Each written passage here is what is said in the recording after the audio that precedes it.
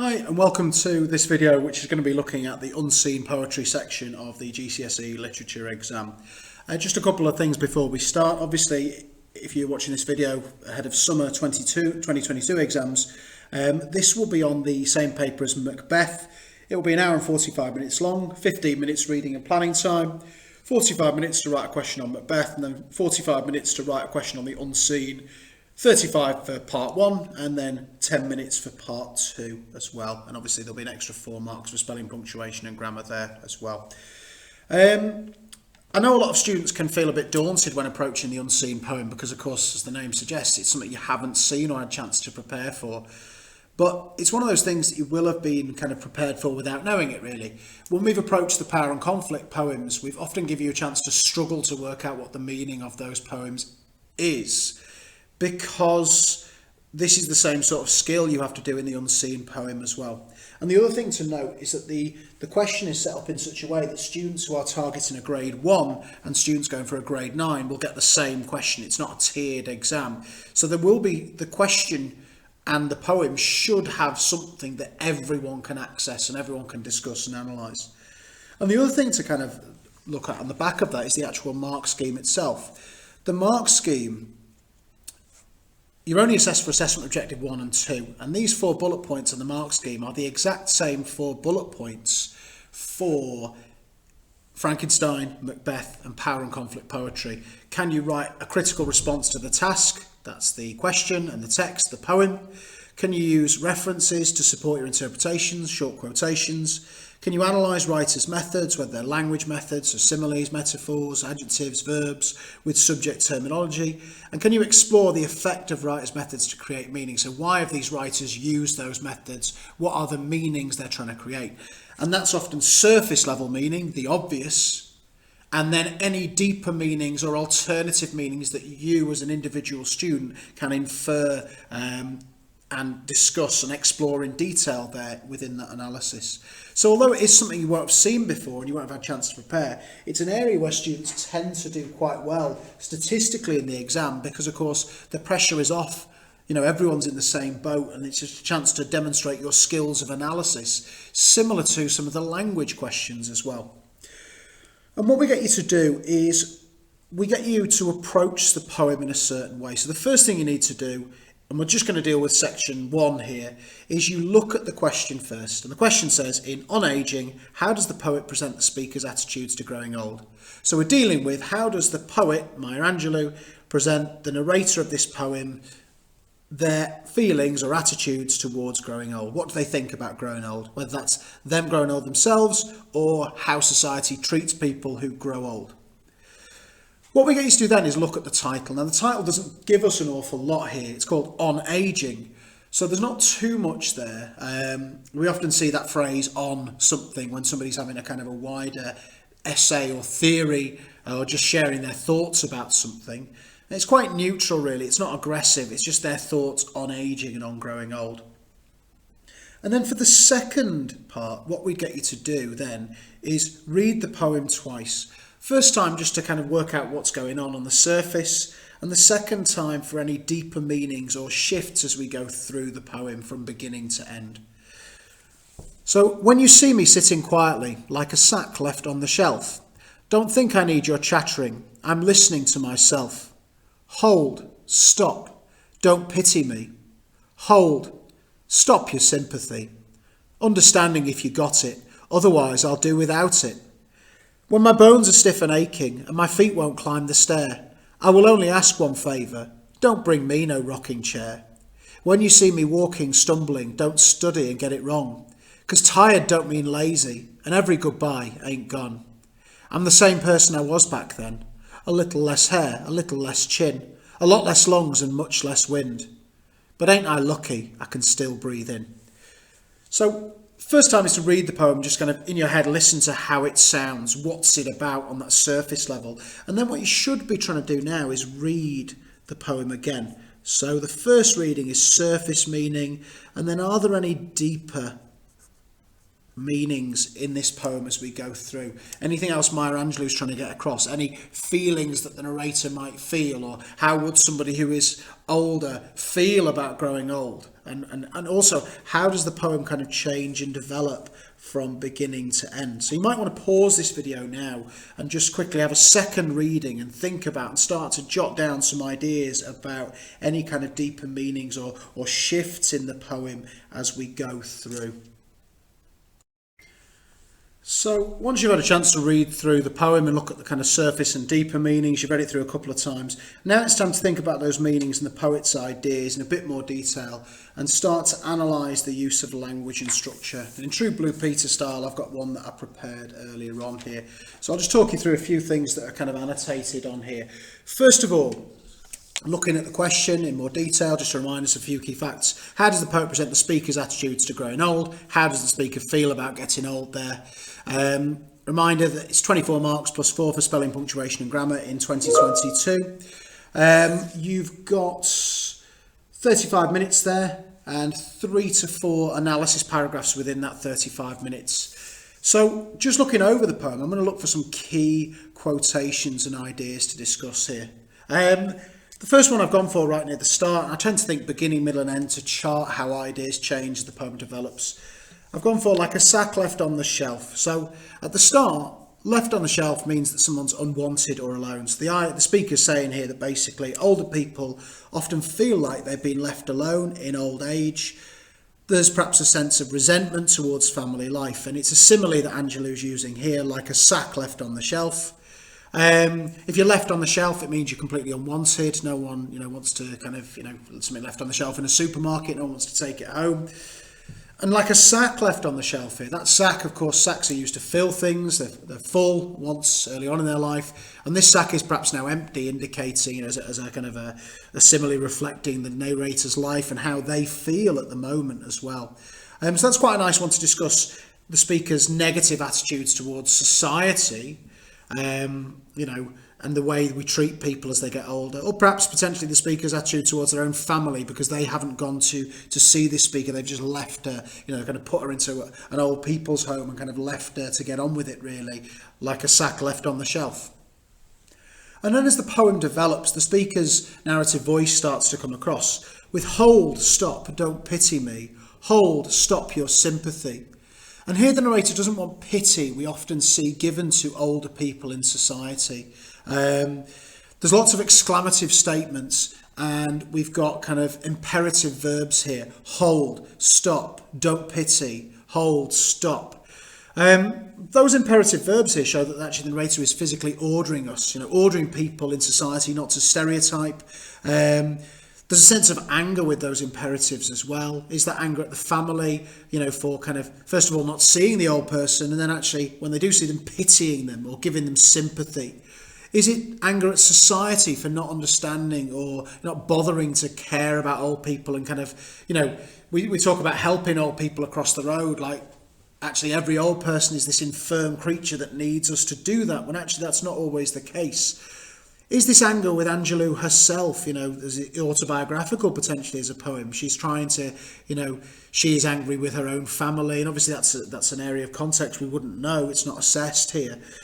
But, is it also an anger with life and God? Does this hold, stop?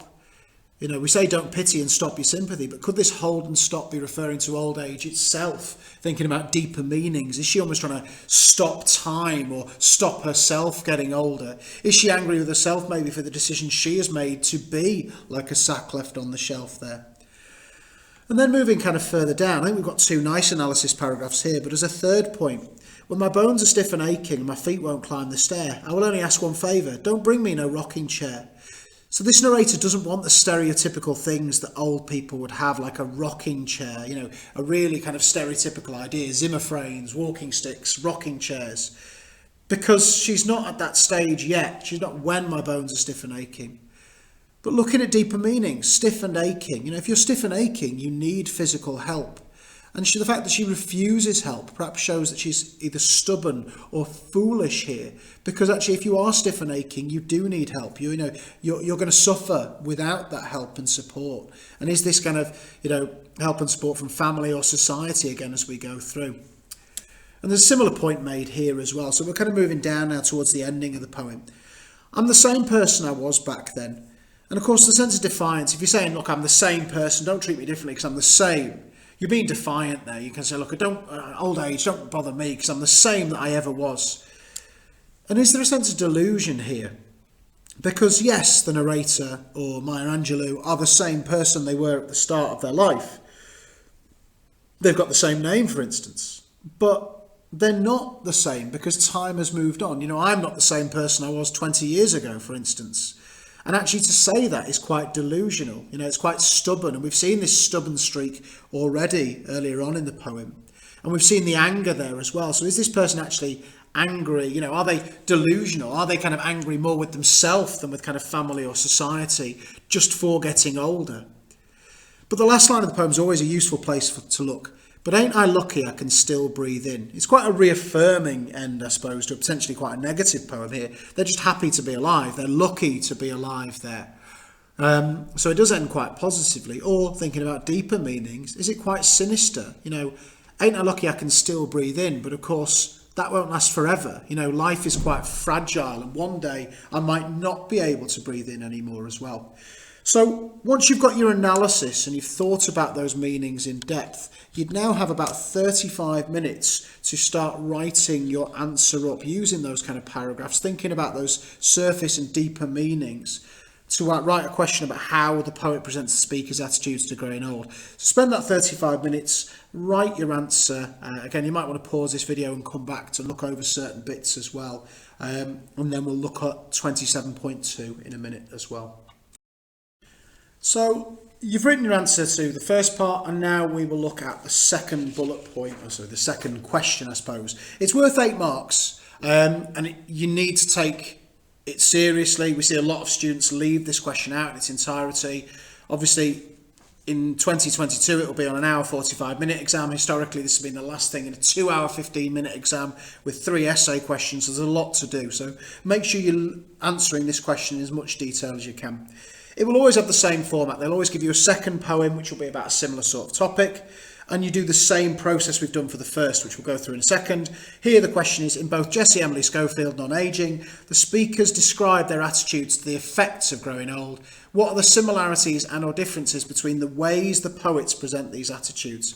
And just looking at the mark scheme, this question is all about what do the writers do and how is that similar or different? Writers' methods, the ways they do this. So you need to compare how writers use language, structure and form. So similes, metaphors, adjectives, verbs, nouns. They are the writers' methods, and how and why they use those to create meaning. So what are the meanings they're trying to create? And obviously you've done this in your answer to part 1. So, you know, you can reuse any of these points provided they answer the question, but you're now comparing it to a second poem for this second part. So again, we look at the title first of all. Jessie Emily Schofield doesn't give too much away there really. It could be the person speaking, it could be the grandmother we see in the first line, we don't know. But what we'll do is we'll read the poem for a bit more detail. So I'm going to read it twice, quickly through. So I used to wash my grandmother's hair when she was old and small, and walk with the frame like a learning child. She would turn off her hearing aid and bend into the water, holding the edge of the sink with long fingers.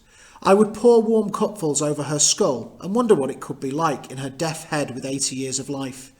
Hers was the softest hair I ever felt, wedding dress silk on a widow. But there is a photo of her sitting swathed in hair that I imagine chestnut from the black and white, long enough to sit on. Her wet head felt delicate as a bird's skull, worn thin by waves of age, as she stood bent. My mother's mother under my hands. So what we do now is we start to look at what this poem's about, again on the surface level and any deeper meanings, but you do it quite quickly. It's 8 marks, not 24, so it's a comparison to the second. And what you're probably going to do is be drawn to quotations initially. Remember, it's about methods and comparing methods. So again, here's a couple I've picked out from looking at it before, just looking down at the question. How do speakers describe their attitude to the effects of growing old? How do they feel about what growing old does? That could be to them as individuals, or it could be in society. I've picked out, you'd have time in 10 minutes to talk about 2 to 3 comparison paragraphs. So I picked out 2 quotations. You might be looking for a third here. The one I've gone for is walked with a frame like a learning child. It's a simile. I'm not feature spotting here. I've picked that because it's quite a good simile to discuss. This idea that in old age you go full circle, you become like a child because you need people to look after you. And that's quite a nice comparison point with the narrator who doesn't want anyone to pity them in the first poem. And I've also gone for the last line again as well, for this idea of a first-person narrative. I used to, I. And this is a different narrative voice to the first poem because it's the granddaughter who's washing her grandmother in the bath. My mother's mother under my hands. It's quite a powerful ending there. And so what you'd do is you'd start to think about putting it together, using the space at the bottom of the page to structure your answer. I'll zoom in on this a little bit so you can see a bit better. What I'm going to do is I'm going to use a structure we call both, however. If I've got time, I'm going to write 3 paragraphs. I've got a plan for 2. You can have a go at a third as well if you've got the time here in your 10 minutes. So what do both poets do? What do both poets do? And what do they perhaps do differently? Remember, you're not just feature spotting. So they have both got a simile and they do both use a first person narrator. But it's about, so what? Why do they do that? What are they trying to convey by using those methods? So my paragraph would be something like this. Both use a simile to express their different experiences of aging. On aging, Maya Angelou uses a simile like a sack left on the shelf to show that old people are left alone, they're lonely, they're often kind of isolated in society. Whereas, and this is the golden connected to learn for this essay, because it's neither negative nor positive. It's just this does this, whereas this does this. In Jessie Emily Schofield, Judy Williams uses a simile like a learning child. So that's a language method. They both use a simile. They might use, Williams might use a metaphor, and that's absolutely fine. You could say they both use language techniques to express the different experience of aging. But she uses a simile too, like a learning child, to show that when you get older, you become vulnerable like a child does. This is the opposite to on aging, because the narrator wants to kind of, feels empowered. They want to be kind of isolated. Whereas in Jessie Emily Schofield, Williams is kind of saying that actually old people do need people to look after them because they become older and they can't fully look after themselves, which is the opposite. So although they both use a simile, they use it for very, very different reasons. And then looking at a structural technique, both use first person narrators. You might get 2 poems where one's first person and one's third person. So you could say both use narrative voice, for instance, to show attitudes towards growing old. In On Aging, we've got the last line, first person narrator, but ain't I lucky I can still breathe in, showing that this narrator is grateful just to be alive. Perhaps they're worried about the effects of aging long term. Whereas in Jessie Emily Schofield, we've got my mother's mother under my hands. So you've got the first person pronoun my, showing the closeness of their relationship, my mother's mother.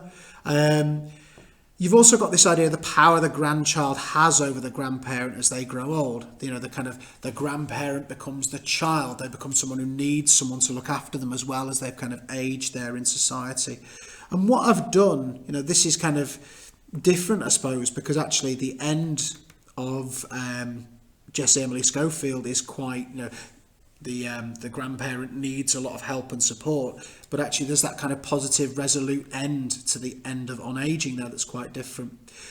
And then if I had the time, I'd do a however, and I'd think about perhaps a difference of the poem, but it doesn't matter. You can talk about similarities or differences. You just need to talk about the effects of language. And so I'll get you to spend 10 minutes having a go at that, and you might want to pause the video at this point.